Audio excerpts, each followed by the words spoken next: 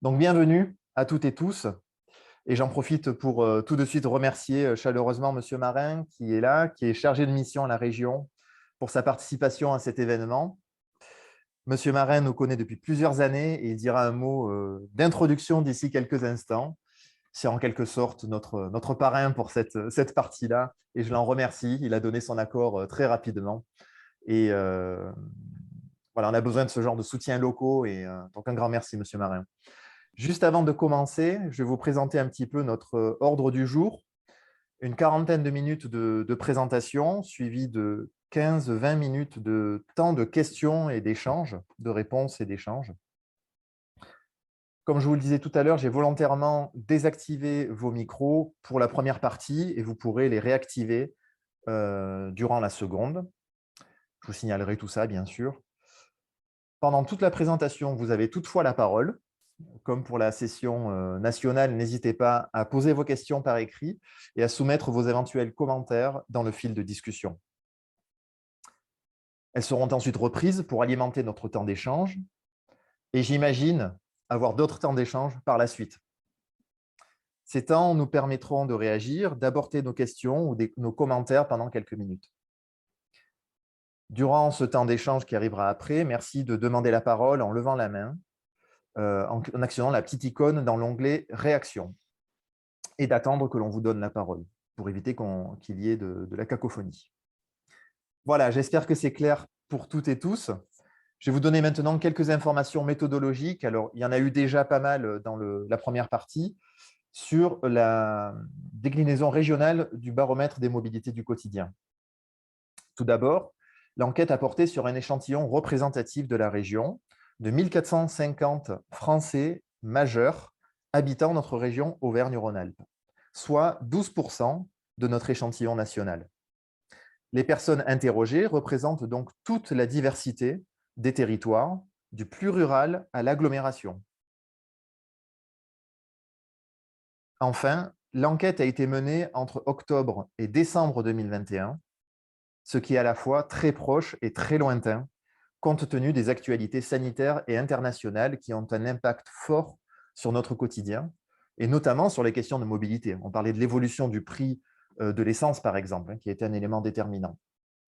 Un dernier petit point, on est bien sur des affirmations déclaratives qui sont étudiées, qui sont analysées, mais on est bien sur du déclaratif. Voilà pour les points techniques.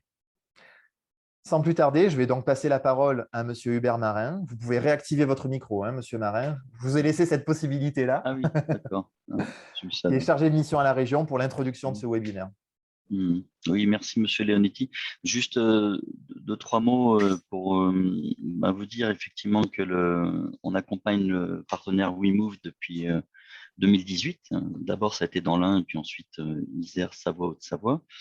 Et on a besoin effectivement de structures comme la vôtre sur les territoires pour apporter des réponses correctives parce qu'on s'aperçoit. Moi, j'ai des chiffres un peu anciens, mais ils sont toujours valables. Quand même deux, trois chiffres clés qui font qu'on est obligé, nous, pouvoir public, d'intervenir sur ces questions-là de mobilité. 28% des personnes en insertion ne disposent d'aucun moyen pour se déplacer. Donc, ça rejoint des chiffres nationaux. 50% des personnes en insertion ont déjà refusé une formation ou un emploi parce qu'elles n'ont pas trouvé des mesures correctives de mobilité. 50% de personnes sur deux. Et un tiers, 33%, ont abandonné une formation ou un emploi pour ces mêmes raisons. Donc moi, je suis chargé de mission, je travaille à la direction de la formation et de l'orientation à la région Auvergne-Rhône-Alpes. On ne travaille pas seul, on travaille avec des partenaires sur les territoires.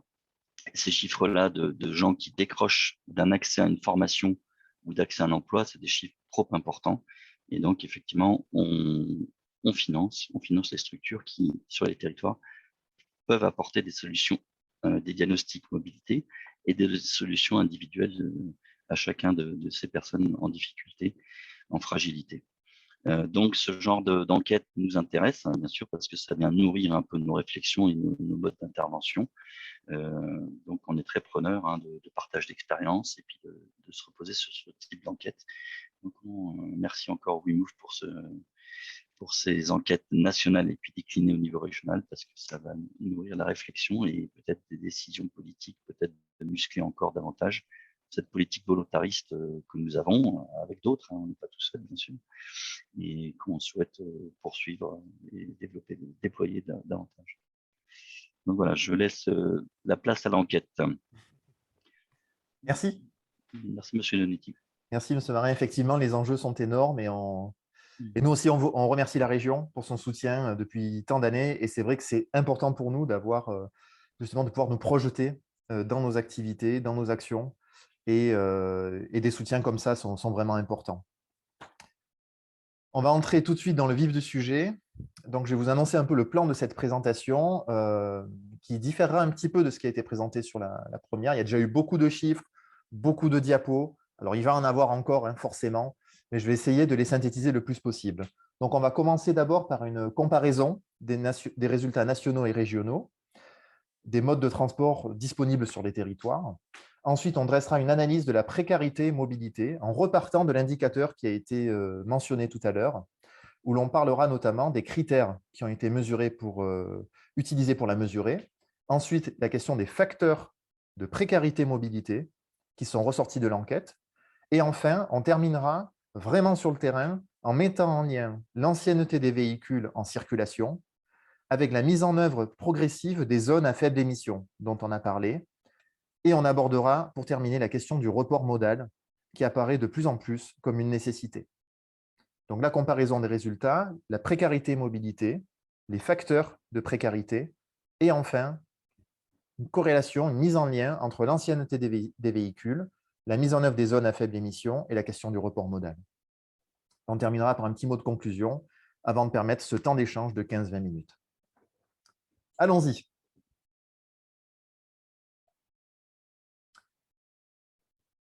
Donc, commençons par la perception qu'ont les personnes interrogées des modes de service de mobilité disponibles près de leur domicile. Donc, je vais essayer de masquer le plus possible les personnes pour qu'on le voit le plus possible. Donc, les résultats pour Auvergne-Rhône-Alpes sont en vert, les résultats pour la France sont en jaune. Donc, vous avez cette succession de diagrammes. Je vais vous laisser en prendre connaissance pendant quelques secondes. On a bien donc posé la question, quels sont les modes de déplacement que vous trouvez à proximité de votre domicile?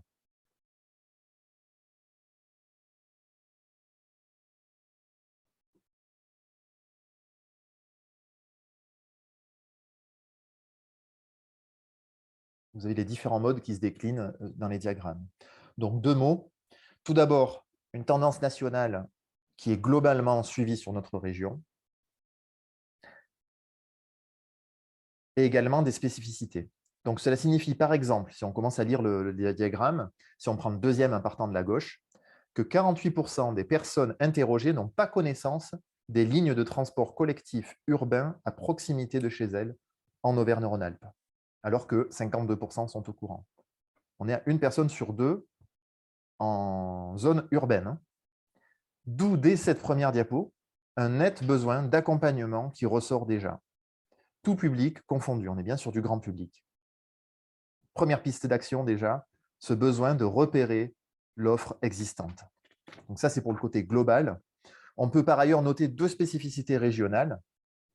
Tout d'abord, on voit qu'à certains égards, la partie verte est supérieure à la partie jaune. Donc, une meilleure perception des modes en libre service à proximité du domicile. C'est vrai pour les vélos, complètement à gauche, les trottinettes, que l'on voit, c'est le quatrième en partant de la droite, les voitures, qui sont en libre service aussi, pile au milieu, 12% versus 8%. On est sur des écarts de 3 à 6% par rapport aux données nationales, Île-de-France incluse, ce qui n'est pas négligeable. Deuxième spécificité, les personnes interrogées ont une bien meilleure représentation des aires de covoiturage en Auvergne-Rhône-Alpes que sur le plan national, avec un écart de 9%. C'est énorme. Donc, on est sur le troisième diagramme en partant de la droite.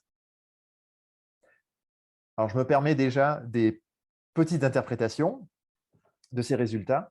On est dans une région où de nombreuses initiatives locales visibles existent. On a parlé tout à l'heure de réseau pouce, on a des appels à projets un peu à profusion chaque année, et c'est tant mieux pour favoriser la dynamique locale, notamment sur le covoiturage du quotidien. On pense à Klaxit, on pense aux initiatives alors sur la partie lyonnaise et alpine qui est menée par la société Ecov, avec la ligne Lane notamment, qui offre du covoiturage organisé, ou d'autres initiatives. Les véhicules en libre service également.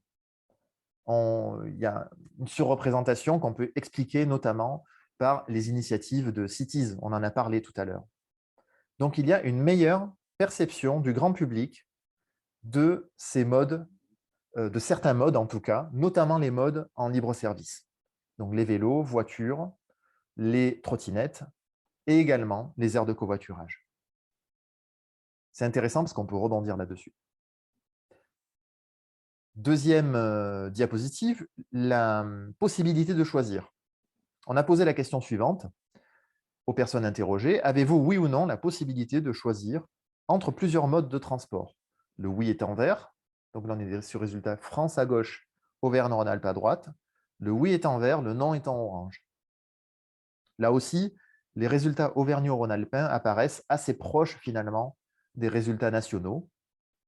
Donc, 47% des habitants de notre région affirment ne pas avoir le choix, ce qui là aussi montre le potentiel d'accompagnement à la mobilité qui est colossal.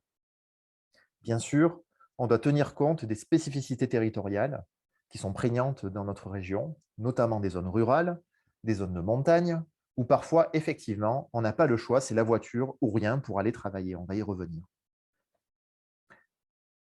Mais quand on creuse un peu, on se rend compte que les solutions, bien souvent, existent bel et bien, et qu'il faut être souvent accompagné pour y être sensibilisé, essayer. C'est le témoignage que peuvent donner nos conseillers mobilité insertion, qui aident au quotidien les personnes qu'ils accompagnent à repérer l'offre de mobilité existante autour de chez elles, tout simplement, et leur permettre de l'utiliser. Travailler sur les peurs, travailler sur la sécurisation des déplacements. C'est vraiment leur travail au quotidien, notre travail au quotidien.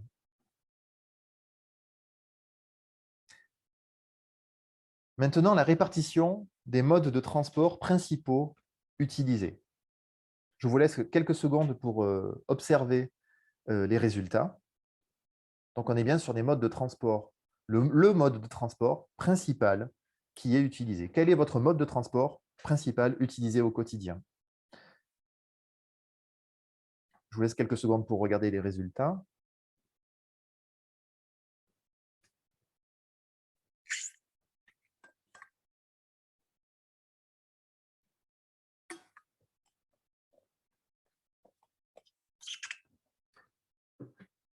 Donc là, on suit la tendance également, avec sans surprise le mode de transport grand gagnant, principalement utilisé dans notre région, qui reste la voiture, avec même par rapport à la France, une surreprésentation, de différence de 4 points.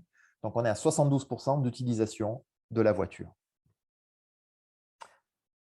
Les transports en commun représentent 15%.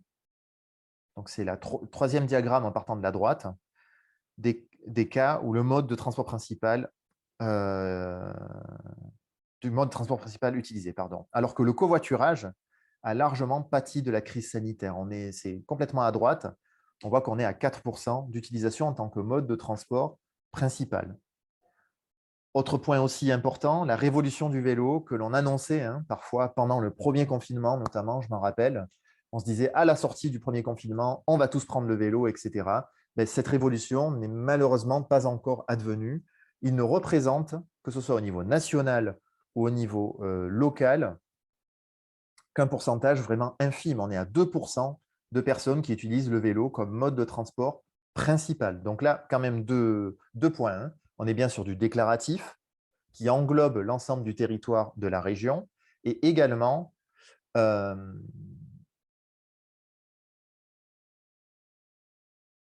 oui, ça, sur le territoire. Le premier, c'était que c'était déclaratif et le secondement, c'est qu'on était vraiment sur une appréhension régionale. Donc, bien sûr, on peut avoir, pour celles et ceux qui habitent en zone urbaine, une représentation différente en se disant il y a quand même eu des infrastructures, on voit quand même plus de gens qui prennent le vélo, mais on est bien sur des modes de transport principaux. Par exemple, on ne prend pas en compte la personne qui utilisera son vélo en mode de transport secondaire ou dans une moindre mesure. Donc, on a encore du travail pour aller travailler en vélo, concrètement. Passons maintenant à l'analyse de la précarité mobilité. On le disait tout à l'heure, 13 indicateurs ont été renseignés pour établir cet indice. C'est un peu technique, je vais vous les épargner, les 13, mais on peut les regrouper en 5 catégories. Les indicateurs qui traduisent l'accessibilité aux solutions de mobilité, ceux qui illustrent le poids de la voiture, les indicateurs qui ont trait à l'équipement mobilité des personnes interrogées, ceux qui témoignent des renoncements et des changements de pratiques avérés ou potentiels. Enfin, les indicateurs qui permettent de mesurer les populations à risque en matière de mobilité. Pour que la présentation ne soit pas trop lourde, je vais vous présenter les résultats de notre région comparés aux données nationales sur 8 de ces critères dans une diapositive que nous appelons entre nous le radar. Donc, je vais vous montrer ce fameux radar tout de suite. Donc, c'est notre portrait régional selon 8 critères majeurs.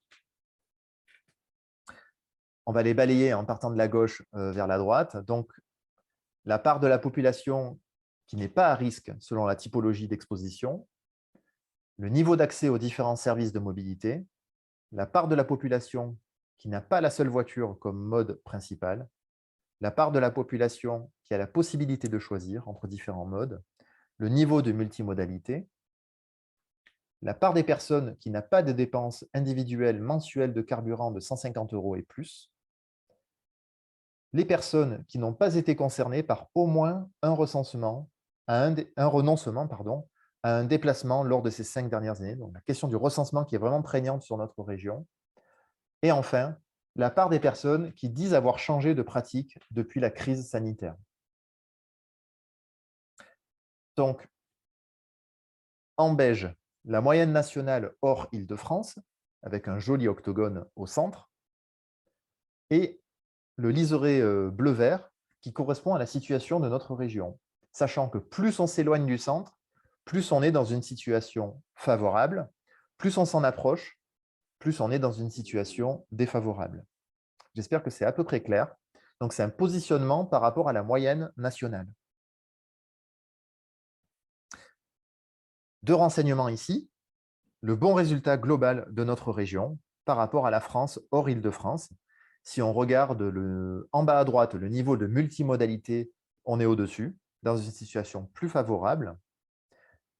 On a moins de personnes en haut à gauche, de personnes qui ne sont pas à risque. On en a un petit peu plus.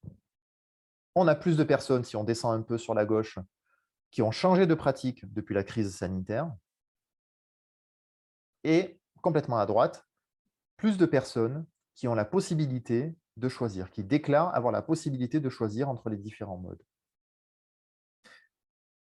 Ensuite, un enjeu majeur que l'on voit en bas à gauche, le seul critère sur lequel on est un peu en dessous, c'est sur la question du renoncement au déplacement du fait de la mobilité. Donc, on a déjà cité des statistiques, on y reviendra un peu après. Donc, notons vraiment cette spécificité de notre région avec un renoncement qui est un peu en dessous par rapport à la moyenne nationale. Je reviens au classement de nos régions maintenant.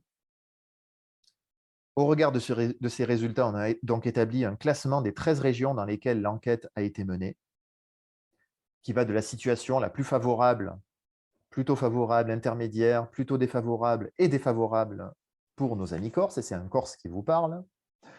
Et nous nous en sortons plutôt pas mal. Juste derrière l'Île-de-France et Provence-Alpes-Côte d'Azur, en haut de la situation intermédiaire. Donc bien sûr, il faut tenir compte des spécificités territoriales et il est évident que la situation par rapport au risque de mobilité au centre d'une agglomération n'est pas du tout la même qu'au fin fond d'un alpage, par exemple.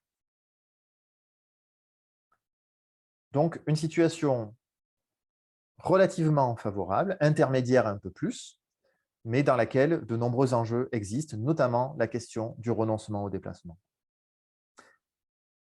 Terminons cette partie consacrée à la précarité mobilité, au risque mobilité sur notre région, par l'exposition au risque. Donc, 3 éléments sont ici exposés en colonne à partir des résultats obtenus. La précarité carburant, vulnérabilité de la mobilité et enfin la dépendance à la voiture. vous avez les deux premières lignes qui concernent notre région et celle d'en dessous, la moyenne nationale hors Île-de-France. Bien entendu, toujours se rappeler que nous sommes sur du déclaratif et que depuis, l'enquête a été menée entre octobre et décembre dernier, le prix des carburants a atteint des sommets. Donc si on refaisait l'enquête aujourd'hui, on peut présupposer qu'on serait bien au-dessus au niveau de la précarité carburant. Retenons un chiffre, 20% pour le national au niveau de la population à risque, 17% pour notre région Auvergne-Rhône-Alpes. Donc 17% des Auvergnats-Rhône-Alpins qui font partie de la population à risque mobilité. La question du renoncement maintenant. C'est un point, on l'a vu, qui est vraiment important, qui est à relier à la précarité mobilité. Un camembert et un diagramme. Donc sur la gauche, plus de 23% des personnes qui déclarent avoir renoncé à un déplacement du fait d'une problématique de mobilité, entre une et plusieurs fois. Donc on est presque au quart des personnes interrogées. Et dans le diagramme de droite, au sein des personnes qui ont renoncé, pourquoi avez-vous renoncé? Pour quel motif? 40% des cas, les personnes ont renoncé à un emploi. 40% des renoncements constituaient un frein à un emploi. On descend un petit peu, visite à un proche, 35%. Une activité de loisir ou une activité sportive, 34%. Un rendez-vous médical, dans presque un tiers des cas. Et enfin, un rendez-vous administratif. Ces données sont très importantes, je nous laisse un petit peu le temps d'y réfléchir, car on se rend compte qu'elles constituent une bonne partie finalement de nos actes de la vie quotidienne. Tout ce qui a trait, ou une bonne partie en tout cas, de ce qui a trait à nos relations sociales, à nos relations professionnelles, à l'insertion, aux aspects médicaux. Presque un tiers qui ont refusé, qui ne sont pas allés à un rendez-vous médical en raison de problématiques de mobilité. 40% qui ne sont pas allés dans un rendez-vous relatif à un emploi. Donc le champ d'action est énorme. On va continuer maintenant sur les facteurs de précarité mobilité. Nous arrivons à la troisième partie, dont beaucoup de ces facteurs tournent autour de la voiture individuelle, à savoir, est-ce qu'on y a accès? A-t-on des alternatives en fonction du territoire où l'on réside? Et enfin, quelle incidence a le prix du carburant sur l'utilisation de la voiture? Tout d'abord, la corrélation, on l'a vu au niveau national, entre l'accès à la voiture et les catégories socio-professionnelles et les revenus. Donc, catégorie socio-professionnelle en vert, revenus en orange. Alors, c'est assez clair, large corrélation. Concernant d'abord la CSP, la catégorie socio-professionnelle, on se rend compte que finalement, on est à des niveaux assez élevés à partir du moment où on se situe dans la catégorie des ouvriers, on est au-dessus de 80%. Elle n'influence finalement pas tant que ça l'usage de la voiture individuelle, hormis pour la première catégorie, donc les autres personnes sans activité professionnelle, qui inclut les étudiants et les personnes sans emploi.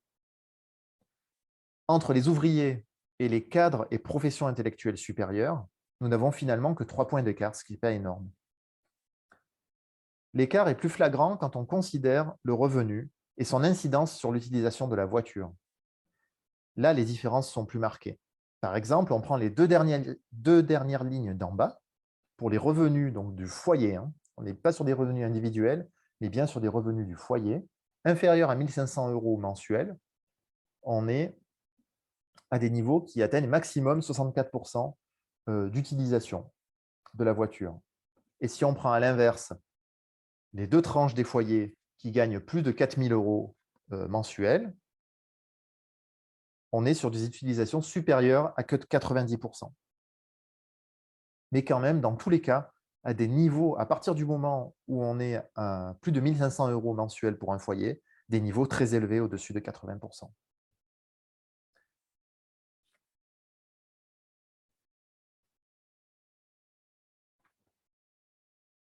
Ensuite, passons maintenant à l'absence d'alternative à la voiture individuelle en fonction du niveau d'urbanisation du territoire. Donc là, je vais laisser un petit peu plus de temps parce qu'il y a beaucoup de données. Nous avons, donc si on prend les diagrammes, en bleu, la possibilité de choix entre différents modes de transport, en vert, l'usage de la voiture, et par colonne, par diagramme, le type de commune dans laquelle vous résidez, qui va des villes-centres des grandes métropoles à gauche jusqu'aux communes les plus isolées à droite. Donc, je nous laisse prendre un petit peu connaissance de ces données qui sont assez intéressantes.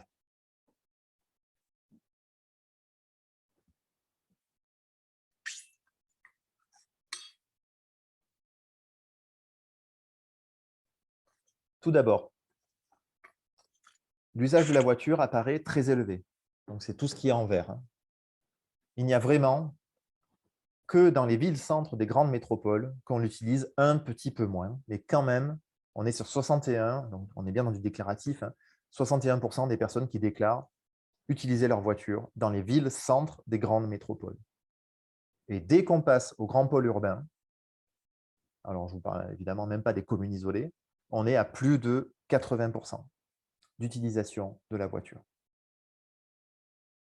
Ensuite, la possibilité de choix, elle est quasiment corrélée à la taille de la commune dans laquelle on habite. Plus la commune est petite, moins on dit avoir le choix du mode de transport que l'on peut utiliser. Et inversement, bien sûr. Passons maintenant à l'incidence du prix du carburant sur l'utilisation de la voiture. Donc, on a différents scénarios, là aussi des diagrammes un petit peu complexes qu'on a vus tout à l'heure. Plusieurs scénarios de prix ont été évoqués, de hausse de prix plutôt, plus 15, plus 30, plus 50, plus 100, et mis en relation à la diminution éventuelle d'utilisation de la voiture. On a dit aux gens, on a posé la question, voilà, si l'essence augmentait de temps, est-ce que votre usage de la voiture ne changerait pas, diminuerait un peu, diminuerait beaucoup? Est-ce que vous l'utiliserez plus du tout, donc deuil de la voiture, ou est-ce que vous ne savez pas? En quelques secondes, je vous laisse prendre une petite photo.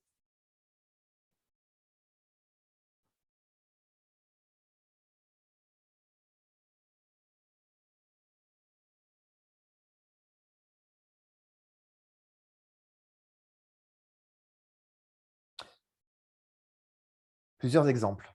Premier diagramme en partant de la gauche. Pour 45% des personnes interrogées, une hausse des prix des carburants allant jusqu'à 30% ne changerait rien dans leur comportement. 30%, c'est presque un tiers. Alors que, si on prend la colonne de droite du premier diagramme, en partant de la gauche, 30% continueraient à utiliser leur voiture de la même manière si les prix venaient à doubler. Donc on est entre octobre et décembre 2021. Ce serait intéressant de revoir maintenant.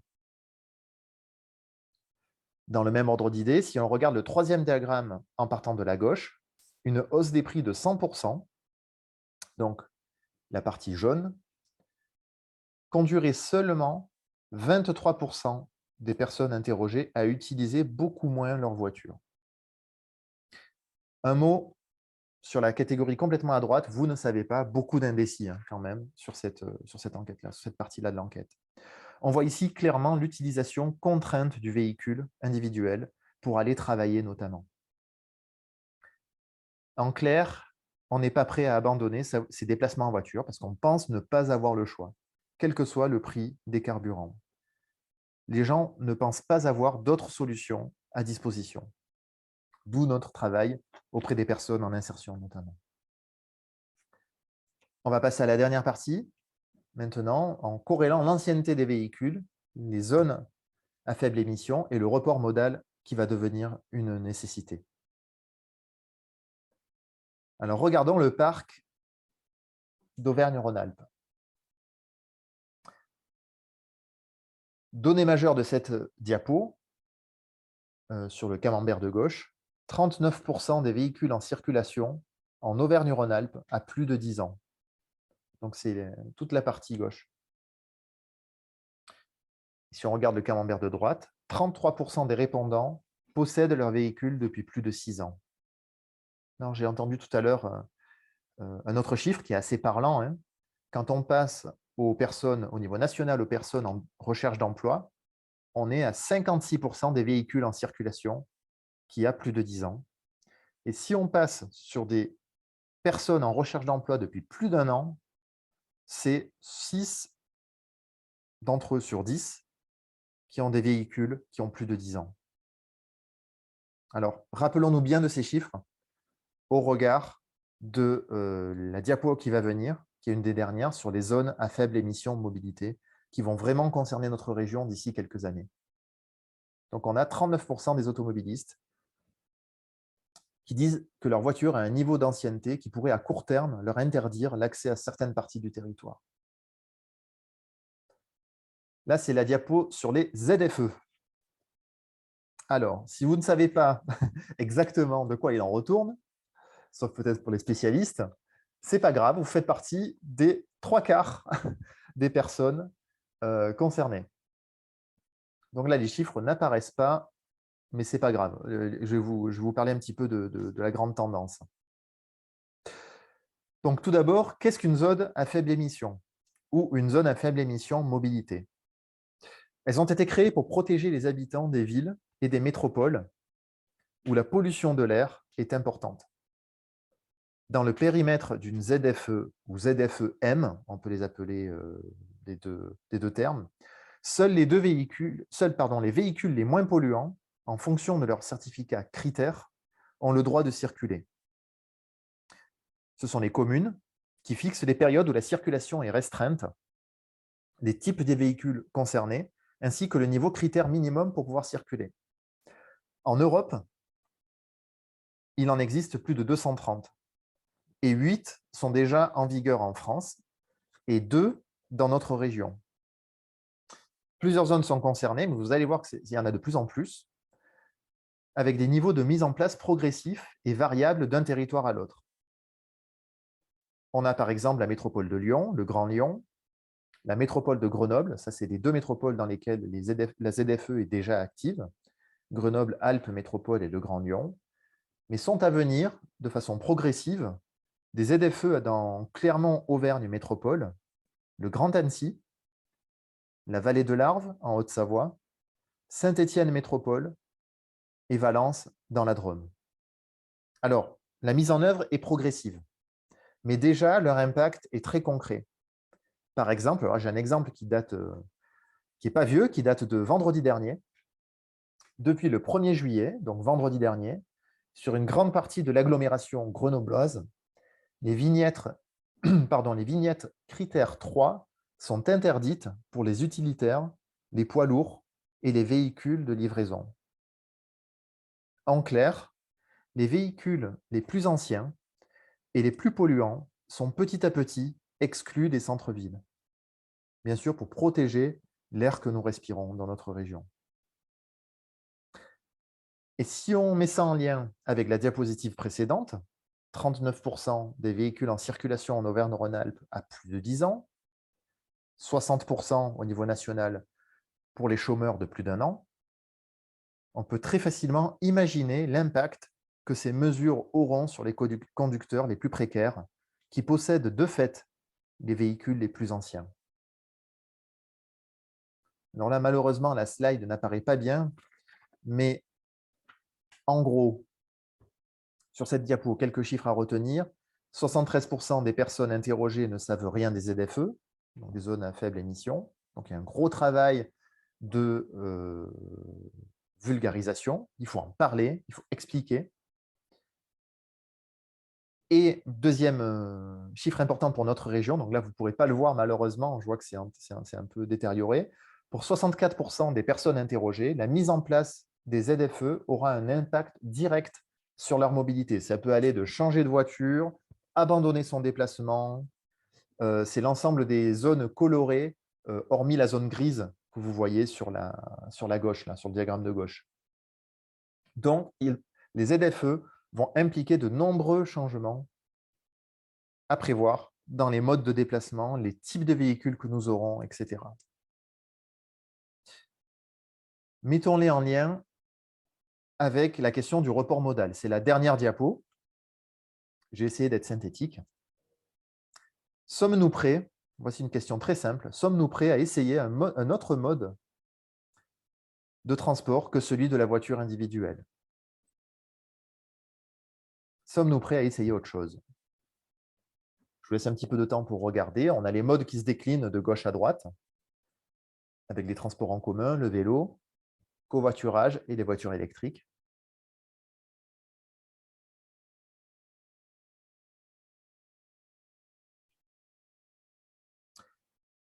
Le oui, en gros, est à droite, sur chacun, en bleu et vert, sur chacun des camemberts.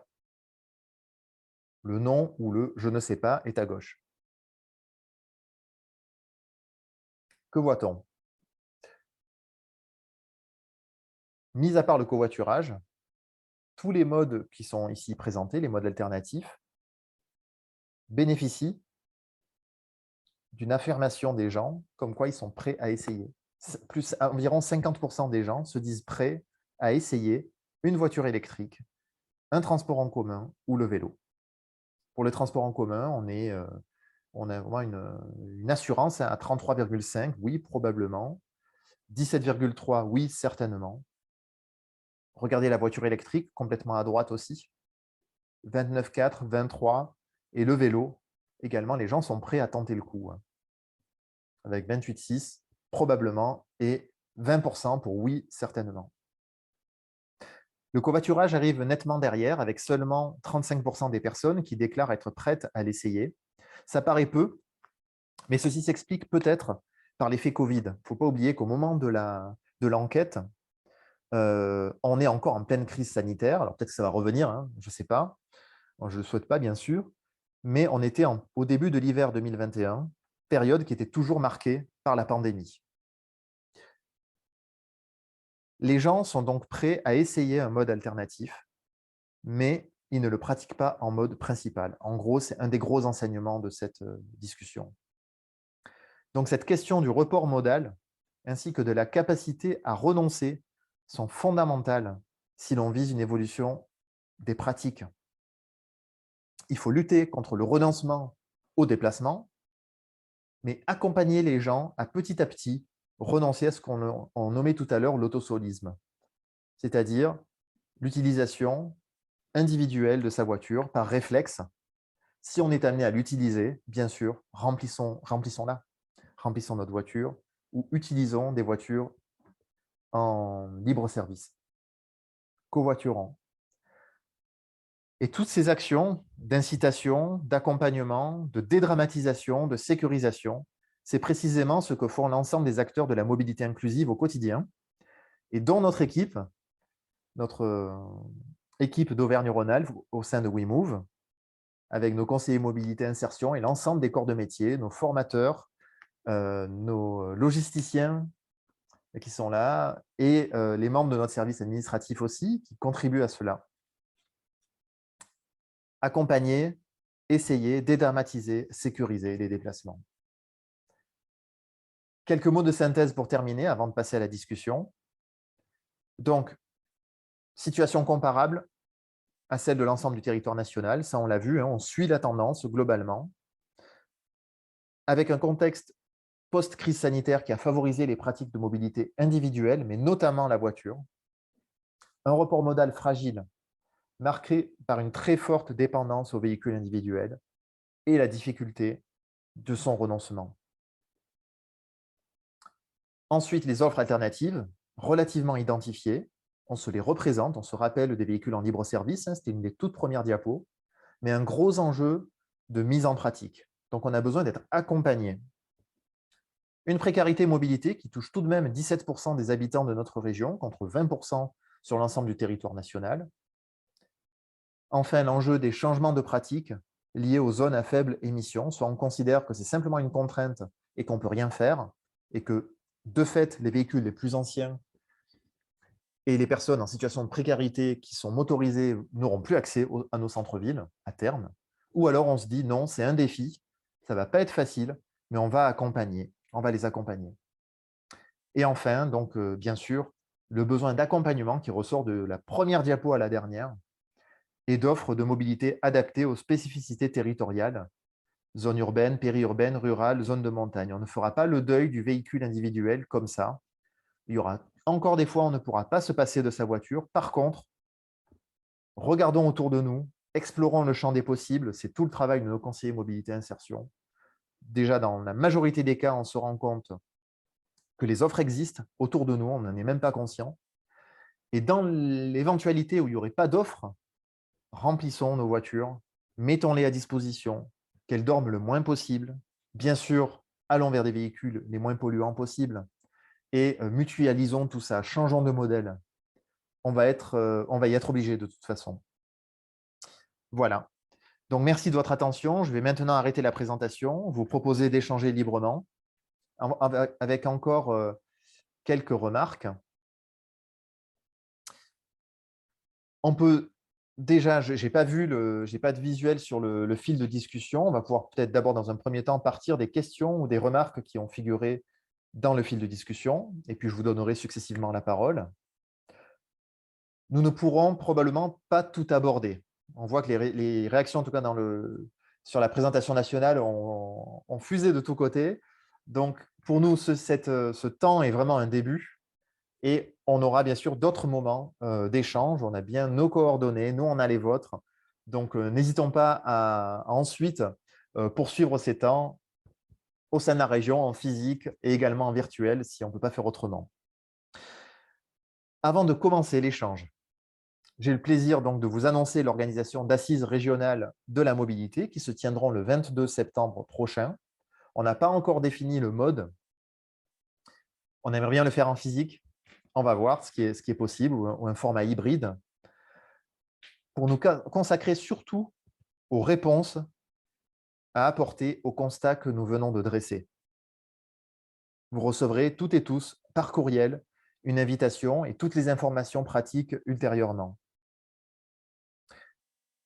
Donc, je vous propose d'activer vos micros. Vous en avez cette possibilité. Et je vais commencer tout de suite par poser la question à Sandrine. Est-ce qu'on a eu des questions sur le fil de discussion? Il y a des questions. Qu'est-ce que tu peux activer ton micro, Sandrine? Super. Oui, je croyais que c'était toi qui devais Et tu peux te présenter, bien sûr. Alors, Sandrine Belot, je suis directrice régionale adjointe en charge des activités sur la région Auvergne-Rhône-Alpes.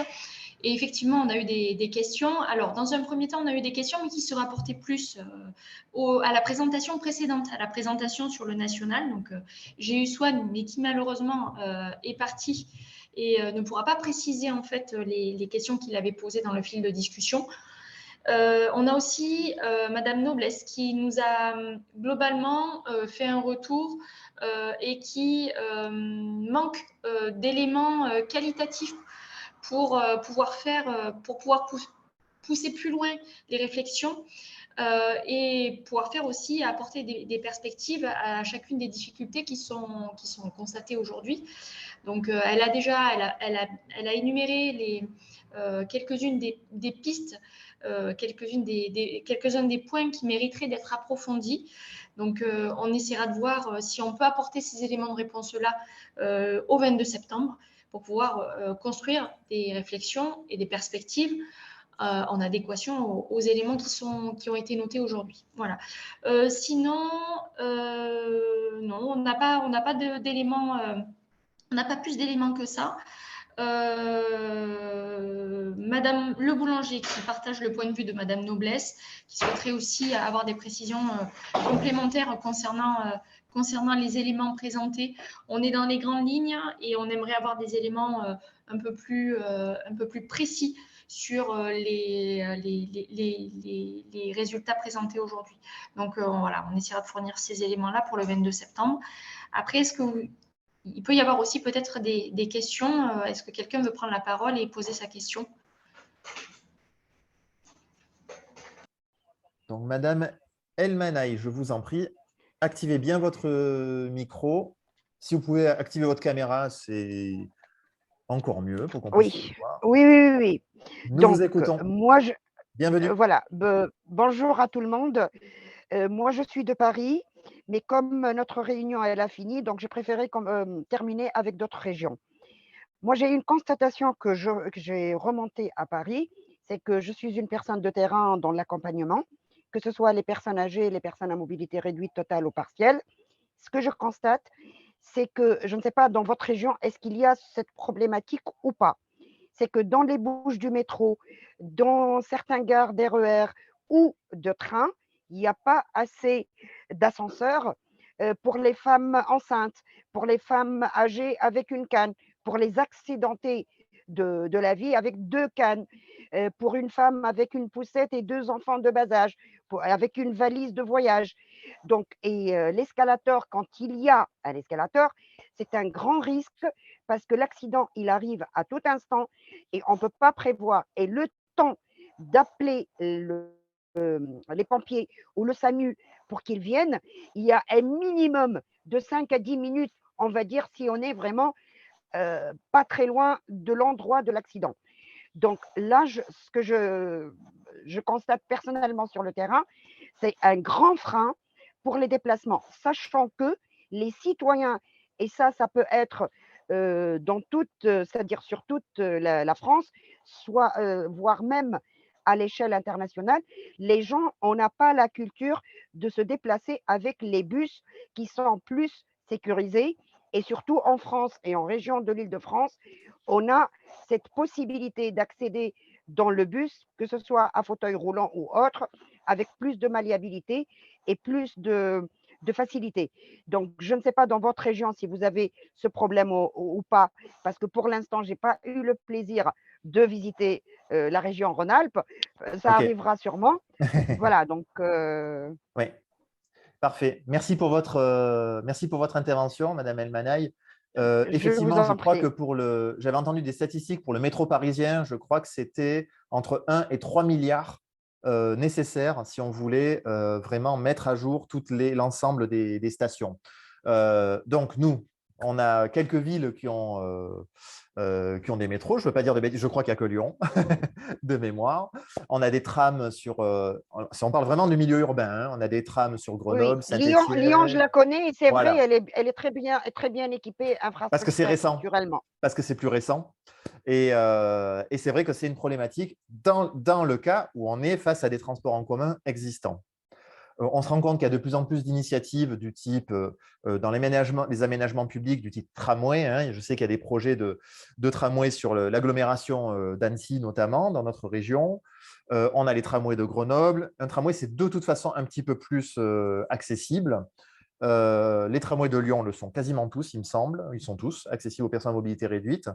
Et effectivement, c'est vrai qu'il y a de toute façon, je pense, pour une frange de la population, on ne pourra pas faire l'économie de navettes, alors que l'on espère les plus propres possibles, adaptées aux personnes en situation de handicap, à des accompagnements, etc. Nous, quand on travaille auprès notamment des personnes seniors, on se rend compte on a une partie de notre travail qui consiste à dédramatiser l'accès au transport en commun, parce que quand on monte dans un bus qui accélère vite, vous parliez du niveau de confort dans un bus aussi, on peut avoir peur de tomber. Il y a eu des accidents comme ça, moi j'en ai personnellement vu. Comment on s'accroche, comment est-ce qu'on forme également les conducteurs, etc. Mais Voilà. c'est vrai que c'est C'est très intéressant. Nous, nos combats du quotidien sur les plateformes sur lesquelles on intervient se situent dans des zones plus rurales où des fois, il n'y a même pas cette offre-là. Donc, je vous rejoins. On va juste, excusez-moi, je vais juste laisser la possibilité à d'autres personnes de pouvoir prendre la parole aussi. C'est très intéressant. N'hésitez pas à continuer sur le fil de discussion et on aura vos coordonnées de toute façon pour ensuite continuer. Et vous êtes la bienvenue sur notre belle région pour des vacances ou si autres. je connais Annecy aussi, j'y étais pour un séminaire. Ah ben voilà, vous connaissez alors. Parfait. Est-ce qu'il y a d'autres… Merci pour cette intervention. Est-ce qu'il y a d'autres questions? N'hésitez pas. Ou des réflexions. Monsieur Marin veut prendre la parole. Ah oui, je n'ai pas vu votre main. Oui, Je vous en prie. non, juste une réflexion, enfin un commentaire sur, c'est très intéressant. On s'aperçoit qu'on est vraiment sur la thématique de la mobilité, sur des choses très, très évolutives, hein, le contexte sanitaire, la loi L'Homme. Il y a quand même beaucoup de paramètres qui interviennent et qui font qu'en fait, ce genre de travail, de réflexion, il faut le faire assez régulièrement. Les chiffres sont vite obsolètes, hein. Moi, j'avais des chiffres effectivement d'un tiers, je vous l'avais dit tout à l'heure, 33% des gens décrochent d'une formation ou d'un emploi parce qu'ils n'ont pas trouvé de solution de mobilité. Là, on arrive à 40%. Donc, on est dans des contextes très, très évolutifs et puis il y a un degré d'urgence important.